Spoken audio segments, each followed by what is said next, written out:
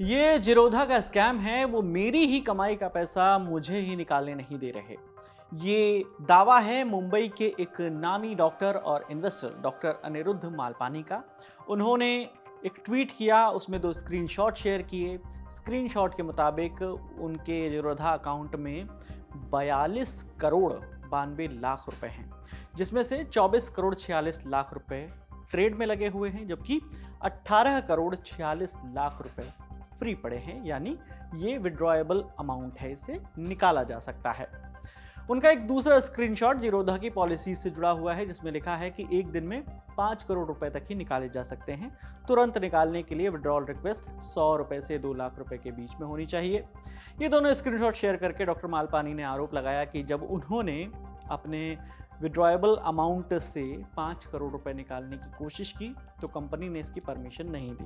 Doctor Malpani ने इसे जिरोधा का स्कैम बताया। उन्होंने लिखा कि ये मुझे अपनी ही कमाई के पैसे नहीं निकालने दे रहे, कह रहे हैं कि एक दिन में 5 करोड़ रुपए से ज़्यादा नहीं निकाल सकते, ये मेरे पैसों का मुफ्त में इस्तेमाल कर रहे हैं। डॉक्टर मालपानी ने अपने ट्वीट में जिरोधा के को फाउंडर निखिल कामत को भी टैग किया और इसका जवाब मांगा।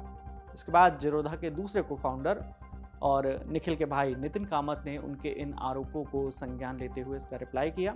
उन्होंने लिखा, डॉक्टर साहब, आपके पे आउट रिक्वेस्ट जो है वो उसको कल ही प्रोसेस कर दिया गया था। हमारे सिस्टम की सुरक्षा और सही कामकाज के लिए जब कोई क्लाइंट पैसे निकालता है तो हमें कुछ बेसिक्स चेक करने पड़ते हैं।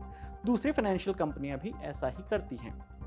नितिन ने आगे लिखा कि आप समझ ही सकते हैं कि पैसे निकालने की प्रक्रिया में कई तरह की दिक्कतें आ सकती हैं, क्योंकि एक बार जो पैसा भेज दिया गया उनको वापस लाना नामुमकिन होता है। इस वजह से 5 करोड़ रुपए से ज़्यादा निकालने पर हम क्लाइंट से रिक्वेस्ट करते हैं कि वो इसके लिए टिकट क्रिएट करें। इस पर डॉक्टर मालपानी ने जवाब दिया कि मैं ये सब समझता हूँ, मेरा कहना ये है कि आप सारा झंझट यूज़र पर डाल रहे हैं। आपका सिस्टम खुद आसानी से बड़ी रकम वाले ट्रांजैक्शन कर सकता है। आपकी कस्टमर सर्विस टीम भी यूज़र को ईमेल या कॉल करके कंफर्म कर सकती है कि ट्रांजैक्शन सही है या नहीं, तो फिर ये सब मुझे ही क्यों करना पड़े। इस पर नितिन कामत और डॉक्टर मालपानी के जवाबों के बाद ये मामला जो है सोशल मीडिया पर तेज़ी से वायरल हो गया। एक यूज़र ने लिखा कि हमें समझना चाहिए कि सिस्टम हमारी पसंद के हिसाब से नहीं बनाया जाता।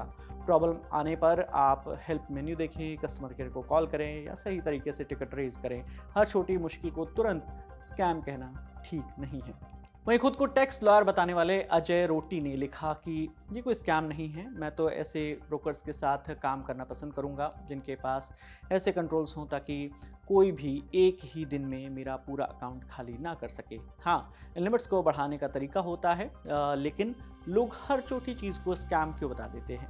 बैंक भी तो हर ट्रांसफ़र पर लिमिट रखते हैं, यूपीआई की भी एक लिमिट होती है ताकि कोई गलत तरीके से एक ही बार में बहुत सारा पैसा ना निकाल सके। लोगों को इन लिमिट्स के बारे में पता होना चाहिए और अपने ट्रांजैक्शन उसी हिसाब से प्लान करने चाहिए। अगर लिमिट बढ़ानी है तो उसे बढ़ाने का ऑप्शन भी होता है। सोशल मीडिया पर हर चीज़ को स्कैम बताकर रोने का कोई मतलब नहीं है। वहीं एक और यूज़र ने लिखा, रिस्क मैनेजमेंट ज़रूरी है, लेकिन क्लाइंट के पैसे को सिर्फ रोज़ाना की लिमिट का बहाना बनाकर फ्रीज करना ज़्यादा लग रहा है। जब आप अपने हक का पैसा भी एक्सेस नहीं कर पाते तो भरोसा जल्दी ही ख़त्म हो जाता है, चाहे कोई भी वजह दी जाए। आप लोग इस यूज़र की बात से सहमत हैं या आपको भी लगता है कि ये कोई स्कैम नहीं बल्कि सिक्योरिटी पॉइंट ऑफ व्यू से एक प्रोसेस है? आपकी जो भी राय है हमें कमेंट सेक्शन में ज़रूर बताइएगा।